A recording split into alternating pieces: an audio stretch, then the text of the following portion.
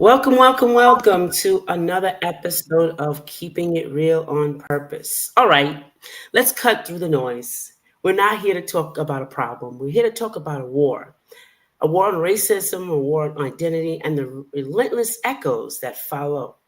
Today, we're not just having a conversation, we're challenging narratives with two authors who have laid their souls to bear in the ink of writing. We have Jojo McManus, author of Brothers Insight, Guidance, and Defeating Racism and Advancing Freedom, a book that's a direct manual for the frontliners. And we have Justin Marlowe, author of Perfect Strangers, Echoes of Black Suburban Youth, a powerful memoir that proves that struggle isn't definitely in a postcode. This is a deep dive into the difference between fighting a battle and living with scars. So let's get into it.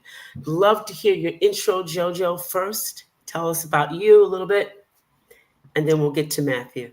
I'm Justin. I want to call you Matthew all the time. Goodness. Thank you for having me. I'm really excited about the conversation. I am an educator, an author, and an advisor. I spend a lot of time advising people who do work around diversity, equity, and inclusion, particularly in higher education with presidents and diversity officers. And I'm just really excited to be here. Yeah. Awesome. Thanks so much. Justin? I am an author and poet. Edna so eloquently introduced me with the title of my memoir, Perfect Strangers, Echoes of a Black Suburban Youth. I've also written 6 micro nonfiction poems that have been published within the past 6 months. And yeah, just as Joe mentioned, I'm excited to be here and have this conversation. I've been reading through Joe's book, and I found a lot of similarities between, our words, experiences, perspectives, etc. So yeah, I'm great. I'm happy to be here. Great. Oh, that's great. So the first question is to both of you. Jojo, your title promises defeat racism, right? And Justin, your title speaks of the echoes. Is racism something we can actually defeat, or is it an ever-present echo that we can hope to manage? And I'll start with Jojo. That's a tough question. I think, of course, it is something that can be defeated. It's something that was invented. It's something that is human made. So of course, it is something that we can overcome and put in our past. I don't see it happening in my lifetime, and probably not even in my child's. But I do, of course, think that it is something that we can defeat, and it's something that we have to be very intentional about in addressing. And as we're seeing right now with the current state of affairs in the United States and in other parts of the world, there's resurgency of it. And we'll probably talk more about that, but there's, that pendulum swing has hit real hard this time. So we're dealing with a lot of issues of race and racism right now. Right. I love that you said it was invented. That deserves some quotes. It deserves a hashtag because racism was invented. I love that. Justin, what do you say? Yeah, I agree with Joe. I mean, racism is a man-made construct.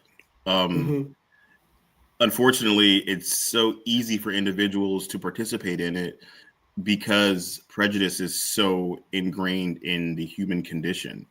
Right. And if you can use skin color as sort of a barrier or a point to reference like a hierarchy of individual that benefits someone, and then someone else is the recipient of something that's negative, then it kind of it's like bullying.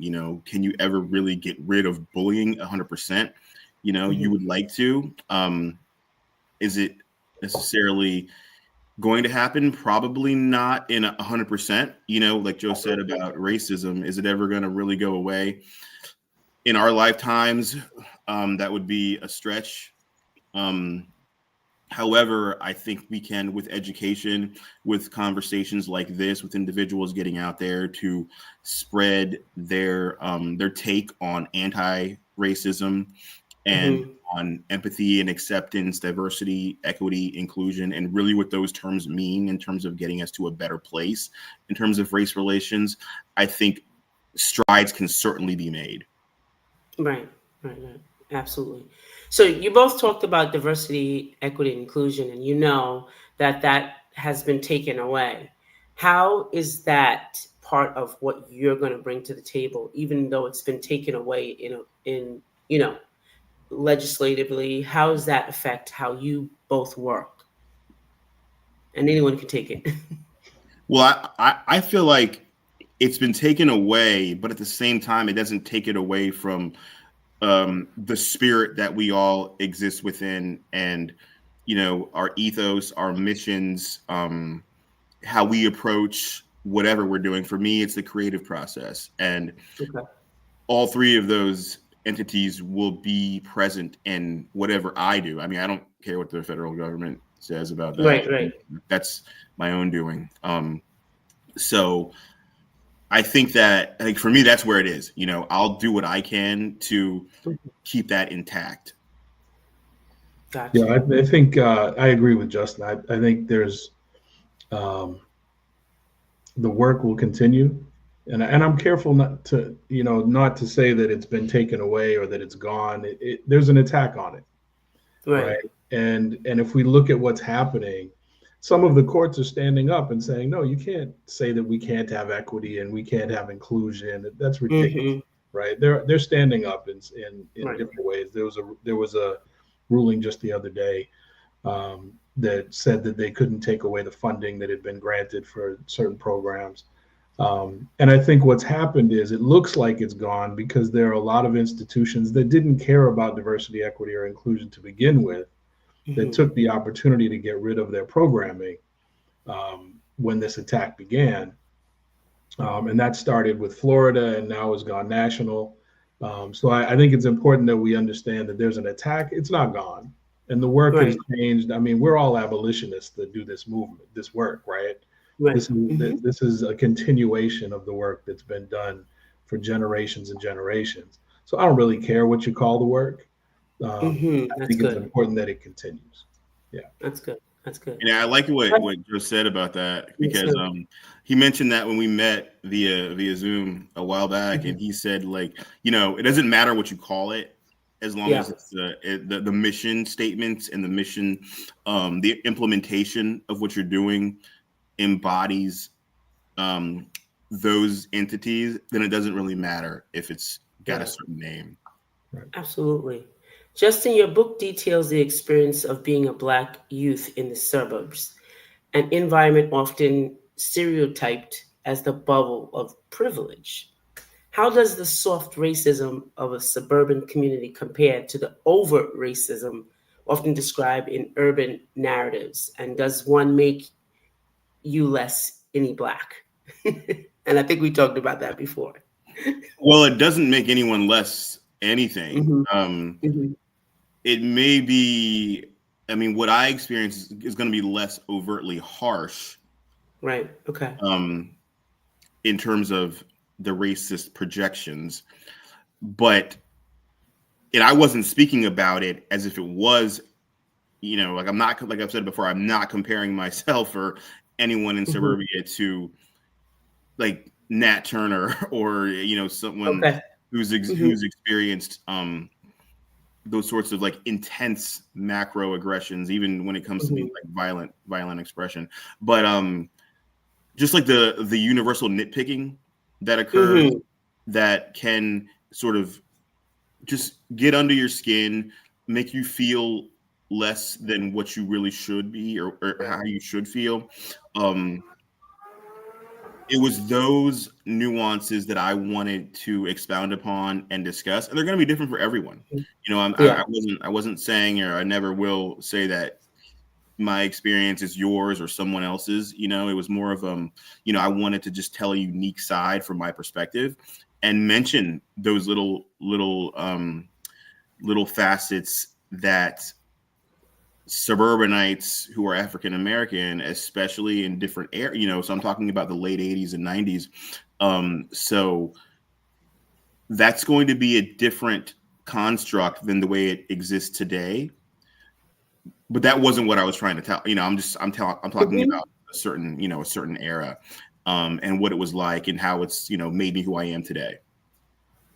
It's Great. interesting. When I was reading your book, Justin, I mean, you lived all over the place, right? It's from Green Acres stood out, of course, to the DMV. Like you've had this amazing experience. And I think when I think about this, I've had a lot of conversations with folks about what I think of as the different awful tasting flavors of racism, right? I think that we get caught up in that conversation of, is this worse? Is that worse? Right. They're all bad, you know? Mm. Yeah. Mm. Yeah. Okay, I mean, that's good. well, to piggyback on what Joe was saying, they are, and they're all very different too, depending on, your demographic, where you are, et cetera. So Mhm. when Joe mentioned Green Acres, with the racism that I experienced in that part of the country, which was Beauregard Parish in DeRidder, Louisiana, but there were a high number of African Americans there. So if something went down, you did have a cohort of individuals who at least looked like you, who would have your back. Yeah. Whereas in Virginia in the mid 90s, there were so few African Americans that if something happened, you were all alone. Mm. So Sure. yeah, it was a different type Mhm. of racism. I would say in Louisiana, it was the fear of macroaggression would have been heightened, more intensified. Mm. Not so much in Northern Virginia, as I experienced it. So yeah, differences all over the place, but nevertheless, still, detrimental. Of course, of course. I remember when I moved to from Alabama and I moved to predominantly white area on Long Island. It was traumatic because I was the only black. It was the weirdest thing. I was like, and I was now, mind you, I was 6 or 7, but it was like, why come nobody looks like me? And they would touch me and it's like, why are you this dark? It was just so bad. And then I wore braids and they were touching them, and I would go to my mom. I was like, why are they touching me? Like, why are they touching me? Because first of all, I never went to school, so down south. But then to be like bombarded with all these questions, I couldn't even answer, and I didn't even know. It was really, really difficult, and I didn't know that I had culture shock at the time because no one talked about it. Mm-hmm. But as I grew up, I was always shocked. Like I was like, I don't want to wear my hair, and I kept like, like, do I have to wear it? And I always wore a cap over it because people were always touching it and asking, what is that? Because they never saw braids before. It was really, and just to think about that as a little kid, as an adult now thinking about it, I was really traumatized. Small things like that, Yeah. And Joe, you touch on, because I know I was discussing Virginia and then Louisiana, but you were talking about Massachusetts, and so many people don't really look at the New England area as having those kinds of those issues. And when you talk about the things that you saw and experienced, and even how you internalize situations with your brother in an area that like I said, individuals don't think of as being like inherently having racism at the heart of a problem. Yeah. Mm. Yeah. I mean, it's just a different putrid flavor of racism. It's still there. Yes. I think we give people a pass because of where they're from, and expectations are different. And I think when we're young, also, like, we're talking a lot about interpersonal issues, right? Mm. And when we're young, that's what we feel. We don't get that there's a system at work, right? We don't get Right. that the school Right. that we're in is also a part of the problem. We don't get that Right. what's going on with housing and all. We don't know all that. We're just experiencing something interpersonally. Uh, Mm-hmm. and it looks different, it feels different, on both levels, right? It feels Yeah, different it does. interpersonally, right? And also depending, like you said, Justin, on the demographics of the area, um, and that social power and all of that.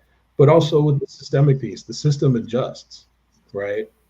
Whether it be based on where you live in the United States, or when you travel, when you go global, and you see what it looks like in other places, right? It adapts, and that's what's so insidious about it. Yeah.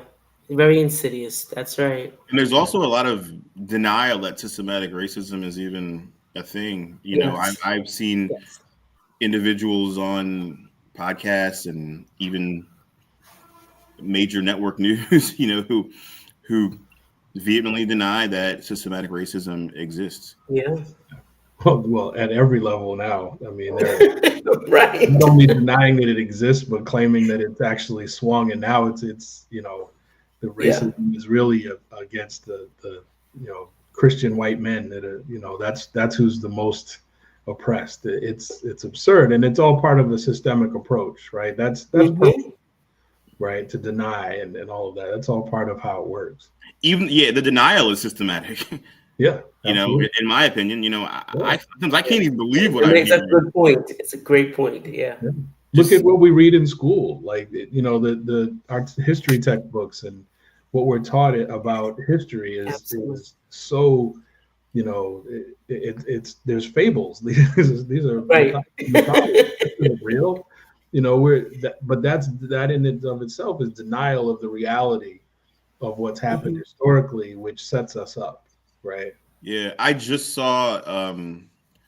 I don't want to reference the what the source was. I don't know what it was, but it was like a cartoon that is being Hmm. like discussed about being implemented in the public schools in certain areas, and the general context is like slavery wasn't that bad, kind of. Yeah. Yeah, I've heard Kind of, that too. Yeah. and I just when I saw it and I um, kind of like just took it in, I was like, I cannot believe like anybody would want to downplay someone else's plight, Yeah. Mhm. you know, because anytime someone's got a situation going, like a marginalized group's got a serious plight, and you say Hmm. it yeah, maybe it was bad, but the Right. So but we should put part, the like ban on it. you should never do that to Yes. anyone's Yeah. like serious situation, in my personal Yeah. opinion. Oh, I Yeah. agree with you. And if you think back, it's the Daughters of the Confederacy started all that mess in the schools, and it was all Mm, about let's teach that this wasn't so bad. What was it? The right. peculiar institution or something of slavery, something like that. They called it, and Yeah, and they also called it there's always been genteel. that. They referred to it as genteel as well. Sure, right, Yes. right, right. I Wow. read a history textbook from Virginia, a Virginia history textbook, um, and I think it was released in like the 1960s, maybe the 50s, one of those two decades. But it paints slavery as almost like masters caring for their children, Mhm. Yeah. um, or like their pets, kind of in a Mm-hmm. within a system that isn't harmful but more productive for their way of life and their society on a micro level Mhm. anyway. Well, you'll still Mm-hmm. hear people today, particularly the MAGA folks, talk about, well, white folks civilized this group or that group, and you know, Mm-hmm. all of that. Sure So will. everything from manifest destiny to all of this we're talking about is all part of the system, to justify genocide, to justify enslavement, to justify all these things. And unfortunately, it still hasn't changed. But and I think on the positive side, there are plenty of brilliant textbooks that could be in our schools, right? Mhm. Right. The first book I read, there was a history book that I was like, oh, this actually rings true. This makes some sense. Was Lies My Teacher Told Me, right? Which was written Mm, by a white Smithsonian researcher, because he was looking at what was being taught in schools and was like, this isn't real, right? He's a historian. So he wrote this yeah. book, and all the way up to Caste and all these other great books that are out there. There's plenty of books. There's no shortage of curriculum. There's Right. no shortage of knowledge. It's the Right. system does not want that taught, and Mm-hmm. even the little bit of progress that we have made with respect to education, is too much. And so we've got people out there now that are fighting against it and banning Mm-hmm. books. And, it's just, even the little bit of progress was too much. Luckily, the pushback is heavy, though. I think, because you're right. Like when you look at what some institutions of higher learning are trying to do, in terms of curtailing, I guess you might say, the knowledge that their students could obtain when it comes to any form of history. Really, it doesn't really matter if it's African American, LGBTQIA history, women's history, Native American, Hispanic, all this stuff is viable information. I mean, this stuff happened. If it happened, then I don't understand why individuals would want it to be stopped, or like, why wouldn't you want your students to know the realities? I mean, I guess I understand why. Yes, you do. I said that right. No, I totally understand why. Yeah. But I mean, it's out there anyway. It's information. If you don't want it taught in schools, you can get it online. Right. If you really want, you can find 1,000 documentaries.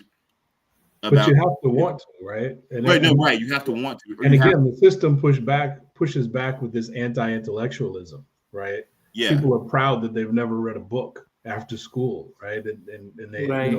I've heard that too. Yeah. Higher education, against education in general, and rather than saying we can do better in our education, and we should have all these source documents that exist, and all this information that exists, and dig into it, which, by the way, is way more interesting, right, than the flat mythology that we read. Like the truth, the accurate things, the differences of opinion, all of that is way more interesting. Way more. But that's not the point. I think it's interesting. It's very interesting. You're right. For some people, though, I think it's hurtful, and they don't know how to deal with, guilt, hurt. I mean, history is not supposed to always be fun. It's not always supposed to put a smile on your face. It's going to make you upset. There are things you're going to learn that are going to make you angry. Like I always say, like every time I watch an Emmett Till movie or Emmett Till documentary, there's a little bit of anger within me, but that's okay. That event, that sequence of events, that trial, those things happened, and to learn about it, I think, or anything like that, it makes you a more knowledgeable and better human, just to know and to put two and two together with respect to reality. Yeah. I think that one of the things that you kind of brought up was that guilt piece, right? And I think that one of the things that's important is to know that there's been people that look like me from day one that have fought against racism. Right? So it's not a matter of, I think that people get caught up in thinking, oh, you're just white bashing, or that's ridiculous. If it's about who we're heroifying, right? We're heroifying people that were enslavers. Instead of saying, you know what, they were people that look like all of us, that understood from day one when they invented the concept of race that this was absurd, that understood that it was being used to oppress and to exploit, and we're fighting against it. And unfortunately, it wasn't enough folks, and there were plenty of sellouts that looked like me.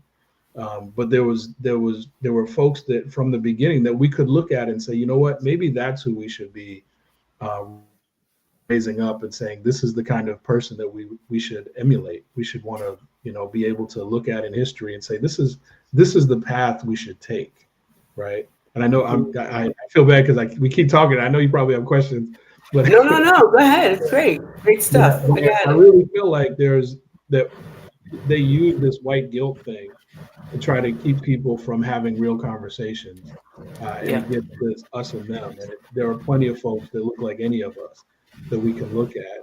And it's not just black and white either, right? Right, yeah. There's all sorts of folks, right, that we can look at, Grace Lee Boggs and all kinds of folks that look like all of us, whoever we are, that have been fighting from day one. And they were a part of that tradition that I think we ought to raise up and say, this is who we are, right? This is who we have the potential to be as a nation. Yeah, I always mention whenever I speak about the issue that it's not white bashing like whatsoever, and I don't think it should ever be taken that way. You're right, Joe. There are all sorts of different people that looked like you, looked like me, looked like Edna, who led a crusade of virtue. Mm-hmm. Um, and the notion that, I mean, because when I was a kid, I didn't see any white guilt when it came to history. I felt more not guilty, but I felt more infringed upon because Mm, it was like I was the only or one of like two or three maybe, and mm-hmm. and they're teaching about something that isn't a positive part of American history. So Yeah. then it was almost like some of those white kids could laugh at us, Yeah. you know. Well, that's good. So That's really good. Mm. Well, I think you kind of walked into the question I was going to ask next. And I wanted to ask, is this conversation, defeating racism, primarily a responsibility of the Black people to guide each other, or is it the burden that's to be shared in a broader space or society? I think you just kind of walked into it. It's everybody's responsibility, right? But I think honestly, I think the folks that benefit the most from privilege, racial privilege, is what we're talking about right now. Mhm. They have the most responsibility to say no, right? And say Mm, I'm not buying into that. I'm not gonna perpetuate that. I'm not gonna continue with this. I'm not gonna teach it to my children. I'm gonna teach my children differently, right? And I think there's this mentality that you can't be white and grow up and not be racist in this country, and I disagree with that. But it does take anti-racist teaching along the way from mm, parents, from yeah, community, from school, that's good. etc. Yeah, And you can grow up in a way that you will continue to question and have an anti-racist perspective. But if you either teach racism, obviously, or if you do nothing, right, to oppose it, right, to teach that critical thinking and that build that lens in your children, then of course they're going to grow up and believe that stuff. And right. then when people attack white racists from the past, you're going to feel like, oh, they're attacking me, right? So I've never Mm-hmm. felt that. I agree. When you go after George Washington, I don't see this guy as a hero. You go after Jefferson, anybody that was this person that we're trying to make a hero in the past, Mm-hmm. um, because they were white and powerful, but were enslaving people or oppressing people. I don't identify with those folks, but that's Right. because I was taught from a very young age not to, right? To see them as problematic and to Mm-hmm. recognize that. But until we make that a norm, right, then we'll continue along this path. And when you talk about slavery, when you talk about genocide against indigenous folks, all these things, a lot of white folks take that personal because that's who they identify with. You're Yeah. attacking the people they were told to heroify, to see as Yes. heroes. But I don't think that that's the right path, obviously. Right. yeah, I think it was Martin Luther King who said that I'm paraphrasing here, but like the most harmful individual isn't the racist, it's the white moderate. Yeah. Mm-hmm. Because they sit in the middle and they don't say anything either way. Right. And I think there's some truth to that. And I don't think it's incumbent upon only one ethnic group to combat the atrocities or inadequacies that have occurred towards another. Mm-hmm. So if there are, if there were white people getting infringed upon for any kind of reason, I would disagree with that. You know, I'm not white, but it wouldn't matter to me. The same way that you had the Quakers and individuals like John Brown in the past who stood up, even if they did harbor some racist views, they still stood up for what they believed in terms of abolition. That was the way of the law of the land at the time. So, Yeah. I don't think it shouldn't matter your ethnic background in terms of what you stand up for. But I think sometimes we do get pigeonholed. I'm not saying any of us, Mm, but I'm saying a lot of people do get pigeonholed and saying that's not really my problem, or right. I've The good watched fight. Yeah. a, a shit ton of like documentaries about Mm-hmm. northern politicians during the civil rights era who that's a South problem, it's a Southern problem, you know. Mm-hmm. Yeah. And they're sort of turning a blind eye until it starts to affect them. Maybe it Yeah. affects their campaign or something. So then they start to change their way of thinking. So that's what we're taught, is that it doesn't matter unless it affects us in a negative way, Yeah. right? Right. And Yeah. I think that it's kind of like language, right? Where they say Mm-hmm. that once you're bilingual, that learning another language is a little easier, right? It Mm-hmm. makes more sense to you once you've learned another language, Right. particularly if you learned it when you're young, right? I think that's similar with understanding different types of oppression and opposing it, right? So if you learn from a very young age to oppose oppression, and it might be specifically around race or gender or whatever, but then you see it again in a different light, you can understand it. You can say, you know what, that's a similar problem, right? And I'm going to be Yeah. opposed to heterosexism or homophobia or whatever it might be, because you can recognize it as unjust. But I think that has to be something that we're taught, just like we're taught the other. So I think that we all have the potential to learn in that way and to be in solidarity across issues and types of oppression. And one of the things Mm-hmm. that I wrote about in the book is that I believe solidarity is what love looks like in community, right? And of Right. course, that's from the Cornell West quote, right? He wrote, Mm-hmm. it's lifted from that, just adapted, um, Right. when he says that this is what love looks like in public, Mm-hmm. right? Yeah. And I really deeply believe that. Yeah. But I think that solidarity across types of oppression is what is going to, at some point help us make leaps against Mm-hmm. all forms of oppression. Right. Well said. We soft, we softly talked about in the earlier part of this conversation about Christianity, and going to school, and going to college, and in a ministry school. I kind of figured out along the way that that's kind of like a system as well. Can we talk about that a little bit? Sure. Christianity. Yeah. Well, my experiences with Christianity were generally negative. Um, Not to infringe upon anyone else's personal beliefs or Hmm. religious beliefs. I just saw a lot of judgment, I guess, within Hmm. the church, and it really turned me off, especially when my family moved to Virginia and we attended a mostly white Baptist church. Hmm. And the hypocrisy within the church, not referring to anyone specific, but just generally the general hypocrisy didn't seem like it was rooted in the teachings of the Bible and or the morality which Right. the Bible teaches. I think that now when you have this movement of Christian nationalism, though, Mm. it, I mean, in my opinion, it becomes universally toxic because it's almost trying to project a certain viewpoint or viewpoints onto everyone. Right. Um, I don't really understand how one could say this is a Christian nation when it's founded upon religious freedom. I really don't get that Right. at all. But do you think it's systemic as well with the other kind of institutions?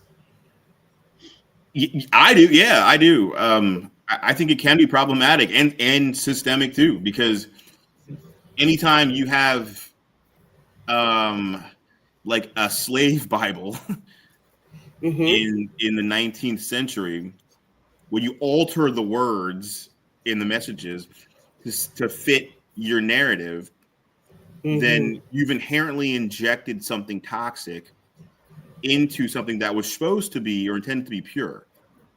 Right. And that doesn't go, I mean, I'm not saying it doesn't go anywhere. It doesn't necessarily just trickle off into nowhere.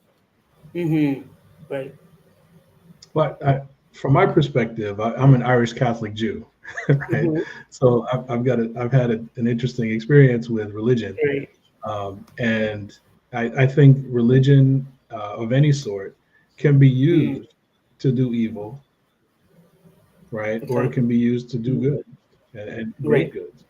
Um, But like Justin mentioned, there have been systemic, Right. efforts to use Christianity to oppress, and other religions as well. It's not unique to Christianity. Everything from colonialism that was justified through Christianity, and all Gotcha. the way through to today, where we're seeing this Christian national mess being used Yeah. to justify discrimination and hate. And I think we have to be. I think it is important to recognize that, like any belief system or human construct, it can be used for good or bad, right? It depends on who's using it, right? The Right. same could be said of different economic systems, right? If we're Yeah. talking about capitalism or socialism, communism, the systems themselves aren't inherently good, bad, or otherwise. It's what we Right. do with it. And I think the same is true Right. of the church, or the synagogue or the mosque. Right. That's good. Both of your books are deeply personal. So, what's one of the uncomfortable truths you had to reveal in your book that you knew would challenge people? That's a really good question. That is a tough question, and I think the whole The book. whole book. But these Yeah, I are was gonna say. uncomfortable things. I Yeah. mean, I Yeah. don't know about your experience, Justin, but there are bookstores that won't carry it because it's uncomfortable. They don't want to talk Yeah. about it. They don't want to address these issues. They don't want it on their shelves. Yeah, I would And say. I'm sorry. Go ahead. Keep going. that's all right. Go ahead. Go ahead. So when I was going through my upbringing and talking about certain parts of my life that were impactful to me, the one part that I was like, should I write about this? Should I not? And I was like, go ahead, just do it. You only have one opportunity to, to get something published, and who knows what will happen.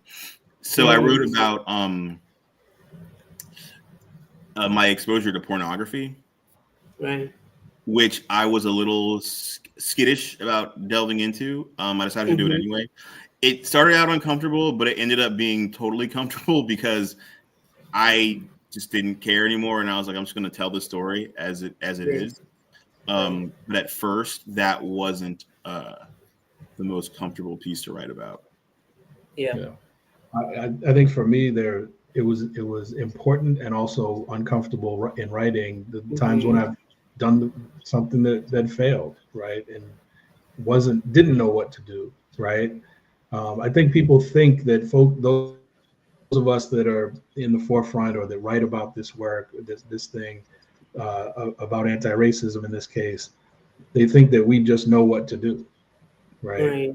When something comes up, and there's times when you really don't, or your anger just boils so much that you can't think of anything constructive to do, right? I got plenty to say, but none of it's good. And I think one of the things that I think is true in both of our writing, Justin, is that we both seem to value humility, right? And for me, I think it's a key component, right? That you have humility and recognize that you're not going to be perfect. You're not going to be able to do everything right in trying to address these things. You're going to fall down. You're going to make mistakes, but that's part of the learning process. And if you're not really doing your best, doing everything that you can, then if you are doing everything that you can, you're going to mess up, right? Yeah. And that your job is to learn from that and move forward in a better way, right? But I think that does require some real humility. A lot of folks I see can't admit when they were wrong, can't admit they don't understand something. I mean, if you think about the current, sort of racist movement that we're experiencing, there's a lot of folks when you see interviews with people, and not just the hot messes that we see at a rally, right? But other people as well. There's this resistance to saying, you know what, maybe I'm wrong. Yeah.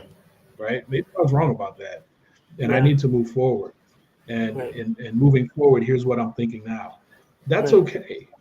Right. Yes, You don't have to always be right, but I think we're somehow taught that, and then part of capitalism and part of being who we are in the world is you've got to just stand on business and say what you believe, and you can't change that.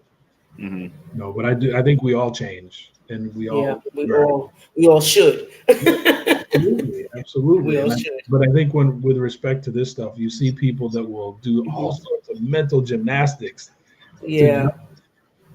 like, look what's happening right now with the whole Jeffrey Epstein thing, right? All these folks that were all about release the files and, get everybody.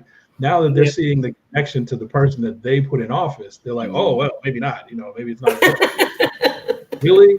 That's how you go from here to there, just because you can't admit that you may have been wrong Yes. about something, or Yeah. that somebody that you're seeing as a hero, um, may not be all that you think. Yes. Yeah. Yeah. And also, I think when you embark on something creative like a book, a novel, there's a level of humility that I think leads to success if you can embrace the humble Mhm. perspective, because you can think you can think you're the shit. You think you got like this great piece, and some editor could be like, "I want to take this whole section out," Right. and it's a section that you were most connected So to, humbling, right? you know. And I mean, you can make a decision right then. Yes. You can say, "All right, this isn't the right editor for me," or self-reflect a little bit, Yeah. Exactly. and you could say maybe they're right, maybe they're not. I mean, that doesn't mean that they're 100% correct. I'm Right. just saying that there's a level of humility that comes with putting a stake in a career as a creative. Yeah. Mhm. Absolutely. Yeah. I agree with that totally. Yeah. After I just writing these one of my books, last pieces got rejected a couple of weeks ago, and I was like, I had to take a step back and say, you know what? I understand why this got rejected, um, and go back to the drawing board. And I did, and had to take that piece of humble pie, as they call it, and Mhm. okay, maybe it wasn't ready, maybe you weren't on the right track 100%, but you were kind of Mhm. there. So use that for what it is and move forward. Right. Yeah. I I'm agree sorry to with you interrupt. guys totally. Yeah. So after writing these books, like me, and I've had someone totally take what I wrote the wrong way, and I think you made a segue into that. What's one completely wrong takeaway? Has one of your readers, said to you that that's not what I wanted you to learn? Hmm. Got some good questions. Because it happened to me, JoJo. It Mhm. happened to me. Yeah. I've only had one individual who said that this seems like you wrote it from a completely liberal standpoint, Mm, and I don't adhere to a progressive agenda.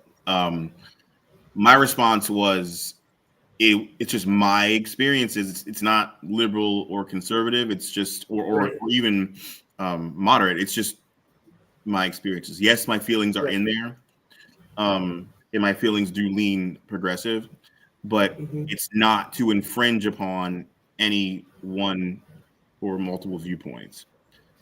What Um, question would you want them to ask instead? just why do you feel this way? Got it. If they had said why, then I would have just given them an answer, and then we could have probably got on a similar page. And Right.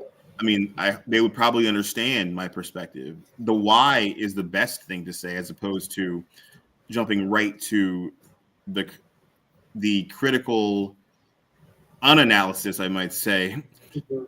of a passage, a chapter, etc. Because I wrote a chapter about my dismay at taking um, tours of plantations in Louisiana. Not that I Mm, had anything against taking tours of plantations, but the way that it was painted to me was skewed and drenched in the lost cause narrative. mhm. So some would read that and say, well, why are you writing with disdain towards this? Mm, And that's not the case. It's my adult analysis compounded with my analysis as a 9-year-old with respect to the nature of these visits and yeah. the lack of I mean, I guess we were in the 4th grade. You don't want to be 100% accurate about things that are happening on plantations. I mean, if you did, I wouldn't be mad at you at all. Right. But I mean, I think age appropriate education is something to be valued. But there was none of that whatsoever, and I feel some kind of way about that as an adult. Yeah. I think the readers bring what they bring to when they read your book, right? And so I think I haven't had a lot of folks misinterpret what I've said, and I credit the editors that worked with me for that, because they pushed me to understand who my audience is, right? But there have been some, and you mentioned, Justin, about when you were 9, so it made me think of one of the stories in my book where I talk about getting violent with when I was a kid with a grown woman, right? I tried to fight this grown woman because of something that was said to my brother, who was African American, some racist things that were said, and somebody took that as me trying to justify or glorify violence. And I said, well, I certainly don't think that I wrote it that way, but I think that they were looking for a problem, right? Right, and exactly. I think that I was like 9 years old. I was not a grown person, and I was just reacting in the best way I possibly could to try to protect my brother. It was, I don't think that I was trying to justify or glorify violence at all. I think it was, and I think that there was a lack of understanding that it's violent, that racism is violence, right? It may not be physical all the time, but it certainly has it certainly has been. But there's always that threat as part of it. And so I think there's been some misunderstandings with that, but it's good to be in dialogue. It's what I love about the book tour. You get to actually have these conversations with folks. Yeah. And you get very loaded questions, and sometimes from folks that are trying to get you and trying to say that justify their bigotries, right? Right. Exactly. But if we're willing to be in dialogue, I think that we can still help folks, even if they come with that energy. I think we can help folks to see that it's okay to learn something. It's okay to move forward with this, and if we can find a point of solidarity, we can build on that. Yeah, we don't have enough dialogue in places where it doesn't get out of hand, because even sometimes I watch like debate shows, local debate shows, and it kind of goes off the rails sometimes, and it doesn't seem like civil discourse, I guess.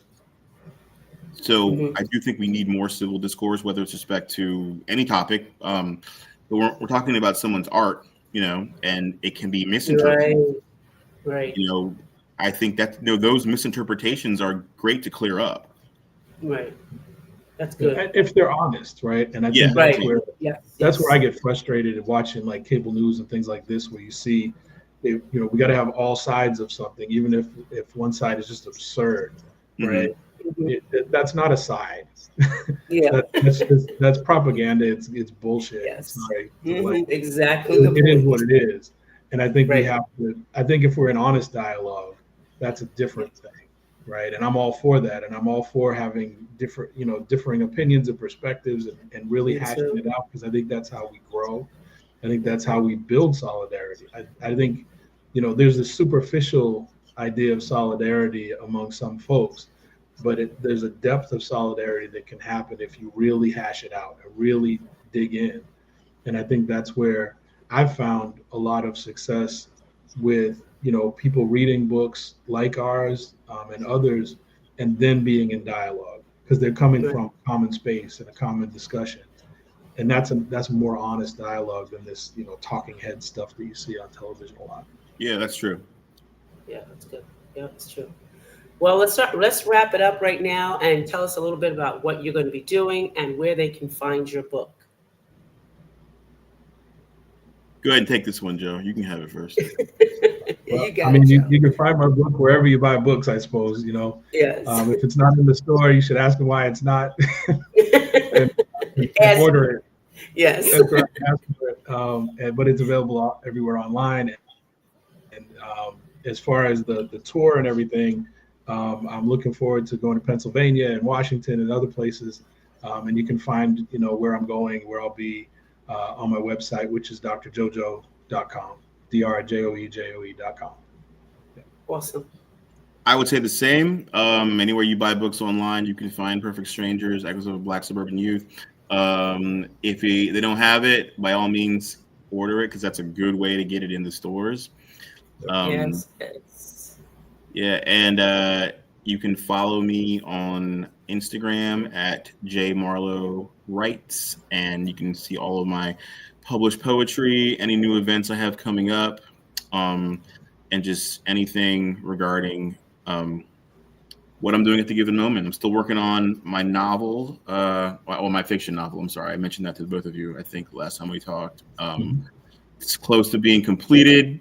I entered it into a huge writing competition, so I can't really say too much about it until that competition has been finalized. But yeah, got a lot of great things on the horizon, doing some more podcasting, having some great discussions, and looking to expand my author brand. Awesome. That's great. Well, audience, there you have it. We went there. We had the tough conversations. Now it's your turn. Don't just watch. Be involved. Do your part. Like this episode, subscribe to the channel, share it with someone that needs to hear it. Drop your questions and comments below, and anything that has to do with these great gentlemen that are doing a great job in this community and in this world. They will be under this video. Until next time, keep challenging the narrative. Bye for now.